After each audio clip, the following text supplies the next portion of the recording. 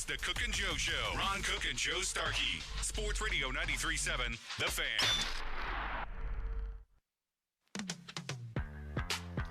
Ron, let's go out to the Nemacolin fan hotline to an old friend, Mr. Darren Pang, hockey analyst supreme, longtime hockey goaltender. I won't say he was a smallish goaltender because we've called Casey DeSmith that, but he's a very smart man and knows a lot about hockey. Darren, how are you? I'm doing fantastic. How are you guys doing today? We're doing great. We're doing great. Why don't we start where I started with the update there, Darren? Oh, boy. And the great Guy Lafleur, I mean, just an absolute legend in the game, passes away at age 70. Did you have many interactions with him? Very sad. Yeah, I've had plenty of interactions with Guy, and actually had a chance to play against him late in his career. He was a New York Ranger of all teams. He was my favorite player growing up. I was a Montreal Canadiens fan. I grew up in Ottawa, where if you lived in Ottawa, which as everybody knows, it's kind of between, it's closer to Montreal than it is to Toronto, but in the province of Ontario, you were a Toronto Maple Leaf fan, which I was not, or you were a Montreal Canadiens fan, which I was, and I had posters of Guy and Jacques Lemaire and Yvon Cornway and Kenny Dryden and Serge Savard and Larry Robinson. They were plastered around my walls. I mean, I woke up every day to see the Montreal Canadiens and couldn't wait to watch them. So it is really sad. I mean, there was nothing like seeing Guy Lafleur just fly down that right side and take that big slap shot and score from the wing. And to hear the news a little bit ago about Mike Bossy and maybe the best, pure, or hardest working goal scorer of all time, and then to see the news of Guy is real sad.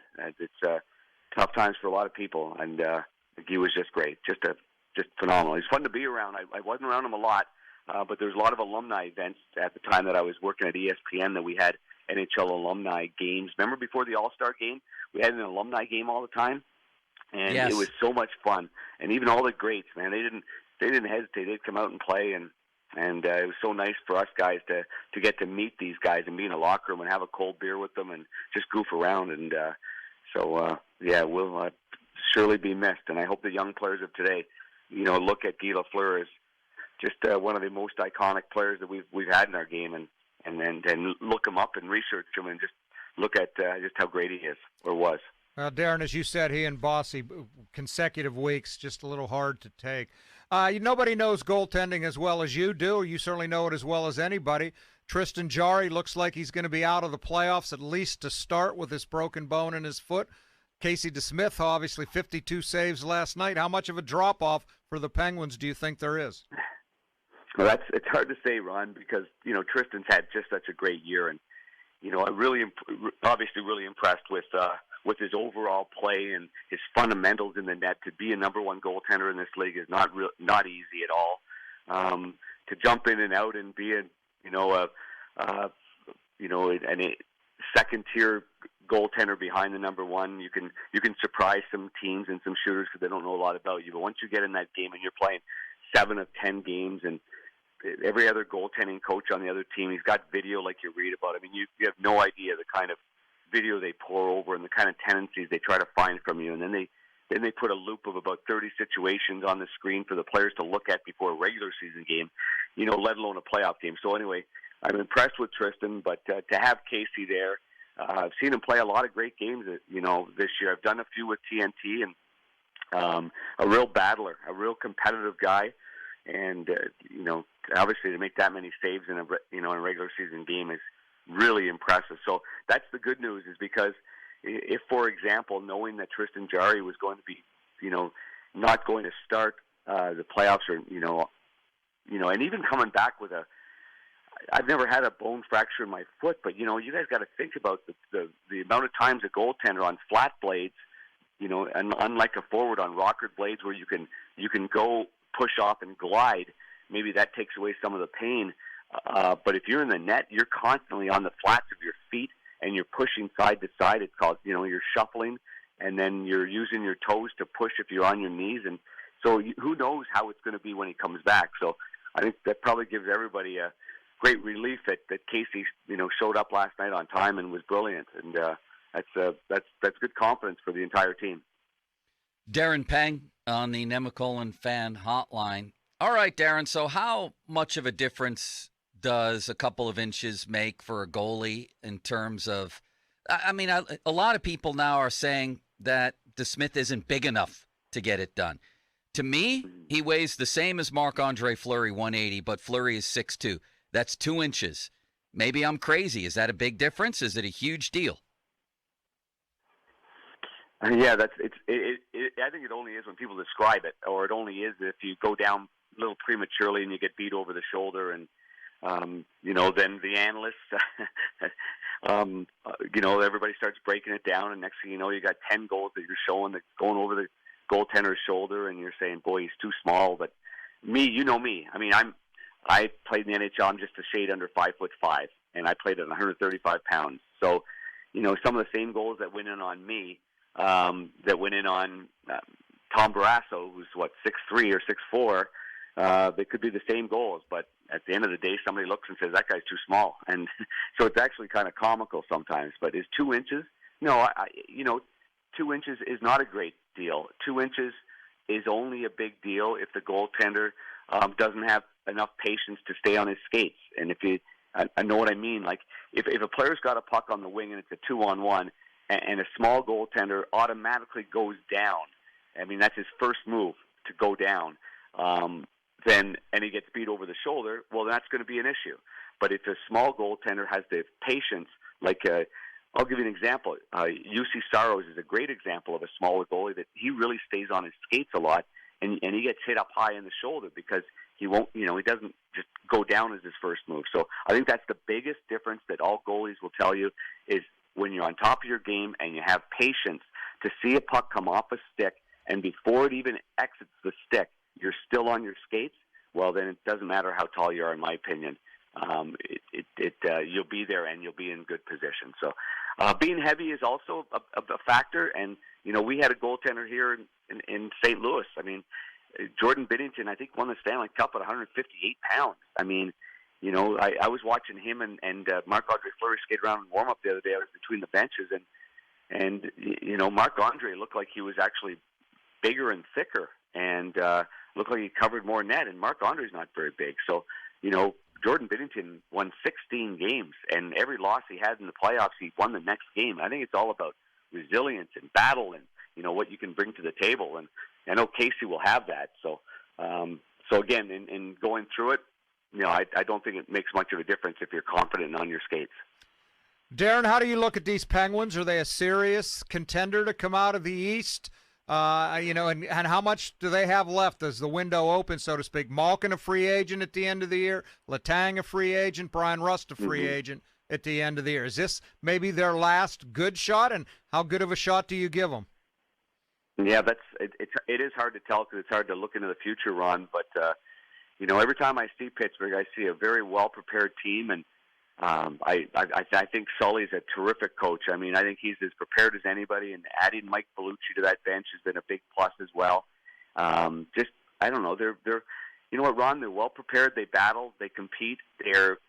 I think a lot of people that don't watch Pittsburgh think that they're just, again, an offensive juggernaut only because you hear Sidney Crosby or Jake Gensel has a hat trick last night, or Malkin whenever he wants to turn it on.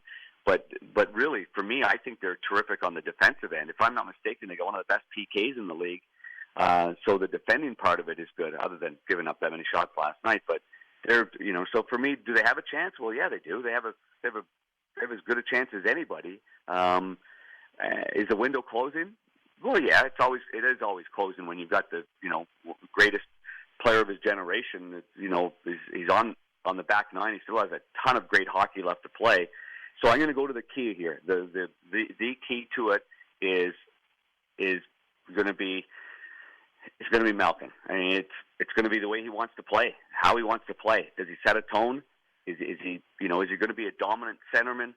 Is he going to back check? Is he going to be hard on pucks? Is he going to want it? And if that's the case, then that two-headed monster can compete with anybody out there. So I guess the best way for me to say it is if there's any passengers on any team at this particular point, but it's a team like Pittsburgh would be a good example. You can't have any passengers, and if you do, then you're not going to have any success whatsoever. So But I'll just say this, Ron. Every time I see them play, I see a team that battles like crazy and works their tail off. So that's not a bad sign going into the playoffs. So it looks like they're down to it's going to be the Hurricanes, the Rangers, or the Panthers. Are you of the opinion, Darren, that you stay away from the Panthers no matter what? They're by far the worst matchup, or which one of those teams would you want to avoid the most? That's a good question. I think that Florida's just they're just a well-oiled machine. They do scare you. They've got every element to their game. They score. They've been checking hard. They've got their power play seems to be really, turning it up there with Giroux. Now I think he's on the right side on the point, and he really distributes the puck well. They've got a great belief on their team. So yeah, that's just my opinion. I think you stay away from that team if you possibly can. And I'm not sure how they've done against the other teams during the course of whether it be the season or past playoffs. But you can always go back to that. How the core players of the Carolina, under pressure in a playoff series, how are they going to be? There's a lot of expectations with that team, and they've had a couple of great regular seasons, but this is where the pressure's on. Their goaltender, we're not sure how he's going to be. So, for me, that would be a pretty good matchup. I would have to think going up against Carolina if I look at the teams that are there. Is Colorado the clear-cut favorite to win this thing, in your opinion? Oh, absolutely. For me, and that's just for me. But I'm probably biased because I'm in the West, and I even working for TNT. I've done more of the Western Conference. I've seen that team up close and personal now for the last 3 years. I've seen them be disappointed, and I've seen them grow, and I've seen them develop, and then I've seen them turn it on again. And losing last year to Vegas was a real kick in the teeth for them. They've come back strong, and that decor is something else. It's not just Cale Makar. It is Devon Taves is spectacular. They're good. And then again, Ron, I think the one thing about the West is a team like that. There's not many teams that have goaltending that have won. Now that Minnie's got Marc-Andre Fleury, he has that experience. Jordan Binnington, although he's kind of lost that number one spot to Ville Husso, but there's nobody out there that's been proven to go 4 rounds in the playoffs. So that'll be the one area is how Darcy Kemper responds if he has a bad goal against, if he has a bad game where he gives up a couple of bad goals and everybody starts scrutinizing his inexperience. How is he going to respond? You guys saw that, was it last year and the year before with Tristan Jarry? Can't remember now with all the COVID and the seasons that were stopped, but Tristan got picked apart because he gave up goals on his glove side, and then he made adjustments. So, I guess in going back to it, Colorado is my clear-cut favorite, but there's always the question in net, as there is the same question with the Florida Panthers. Darren, we appreciate the time, man. Thanks for taking it. Joe, if I ever need a ride back from the airport, I'm calling you again, okay, pal? That was like 30 years ago now, right? It does seem like a long time ago, Joe. Man, oh man. But always appreciate it. Now you could be a good Uber, and you should have charged me. I know. I would have. I wouldn't get in a car with him, Darren. I can tell you that. Thank you, Darren. See you, Joe. See you, Ron. See you, Darren. Thank you. It was a classic sports writer car, Ron. Do you have one of them where the garbage was piled to the ceiling, things like that? I'm rather a neat person. You are actually very neat. So if we were the odd couple, you're Tony Randall. I'm more Tony Randall. I'm Jack Klugman. I got some Jack Klugman qualities, but more Tony Randall. I'm not quite neurotic like Tony Randall was. Yeah, well, actually, what's we're the story? kind of a mix. So tell the story. Were you guys coming from the airport or something? He needed a ride? Yeah, we were on the same flight back from a hockey game, and it was during the playoffs, he needed a ride downtown. So I dropped Darren Pang off at the Westin, I believe. And William if I'd Penn. ask you for a ride, you'd probably say, no, can't do it. I would give you a ride, Ron. We rode to Cleveland together, did we not? We did. In your car, which was very clean, I might add. We did. All right. Ron, let's get to draft questions. The draft starts in 6 days. Could be transformative for the Steelers if they take a quarterback. But I want to ask you about another position. I want to ask you in question number 4 in a series of 12 about another linebacker named Devin. And if the Steelers need to chase, if they should chase this position a little.